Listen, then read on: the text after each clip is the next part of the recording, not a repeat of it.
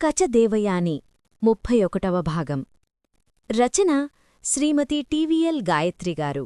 జరిగిన కథ: మృత సంజీవని విద్య నేర్చుకున్న తర్వాత బృహస్పతి కుమారుడు కచుడు దేవలోకానికి వెళ్ళిపోతాడు. అతడిని ప్రేమించిన శుక్రాచార్యుని కుమార్తె దేవయాని నిరాశ చెందుతుంది.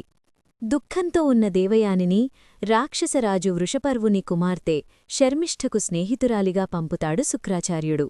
శర్మిష్ఠ, యయాతిల వివాహ ఏర్పాట్లు మొదలవుతాయి. పుష్కరద్వీపంలో యయాతికి కచుడికి పరిచయమవుతుంది.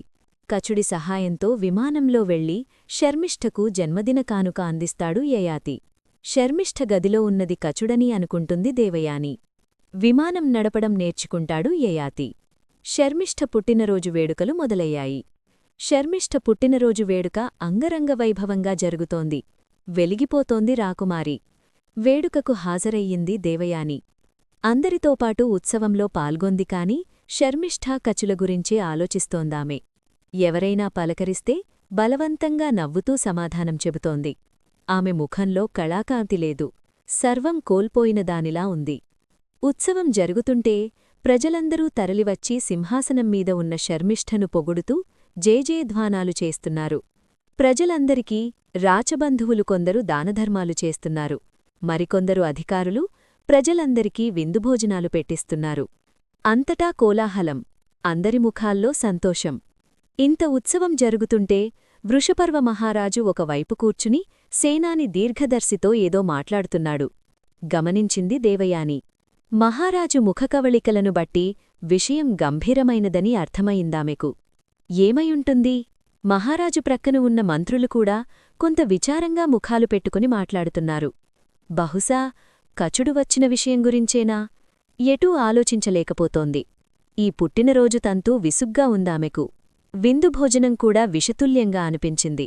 ఏదో బంతిలో కూర్చుని 4 మెతుకులు కతికింది. కాసేపయ్యాక తనకు తలనొప్పిగా ఉందని సుమాలినీదేవికి చెప్పి అక్కడి నుండి బయటపడి తన గదిలోకి వచ్చింది. ఆ రాత్రంతా నిద్రపట్టలేదు దేవయానికి. కచుడు వచ్చి వెళ్లిన విషయం మహారాజుతో చెప్పాలి. ఆయన కూతురే కచుడితో ప్రేమాయణం సాగిస్తోందంటే ఆయన నమ్ముతాడా? వెంటనే శర్మిష్ఠను పిలిచి అడుగుతాడు. శర్మిష్ఠ ఏదో అబద్ధం కల్పించి చెప్పగలదు. పెద్ద జాణ. దానికి రాని విద్యలేదు. వెర్రిమారాజుకు కూతురంటే వల్లమాలిన ప్రేమ. మధ్యలో తన పరువు పోవటం తప్ప ప్రయోజనమేమీ ఉండదు. ఏం చెయ్యాలి? శర్మిష్ఠ గురించి ఎత్తకుండా కచుడిని తోటలో తను చూసిందని చెపితే ఎలా ఉంటుంది? ఆలోచిస్తోంది దేవయాని. కచుడు ఇంక శర్మిష్ఠ కోసం మళ్ళీ రాకమానడు. వస్తూనే ఉంటాడు. శర్మిష్ఠను అమరావతికి తీసుకునిపోవటమే అతడి లక్ష్యం. రాక్షసుల కూతుర్ని ప్రేమపీరు చెప్పి తీసుకొనిపోతే ఇంకేముంది? దానవరాజు తన కూతుడు కోసం దేవతలతో యుద్ధం చెయ్యడు, కాకచెయ్యడు. ఆహా, ఎంత గొప్ప ప్రణాళిక! నయవంచకుడు. ఆనాడు మృతసంజీవినీ కోసం వచ్చి తనని మోసం చేశాడు. ఇప్పుడు శర్మిష్ఠను అడ్డం పెట్టుకుని రాక్షసుల్ని బలహీనులని చేయటం. వాడి బుర్రను బద్దలు కొట్టాలి. ఈ లోపలనే ఏదో ఒకటి చేసి కచుడిని పట్టిబంధించాలి. అతి కిరాతకంగా చంపేయాలి.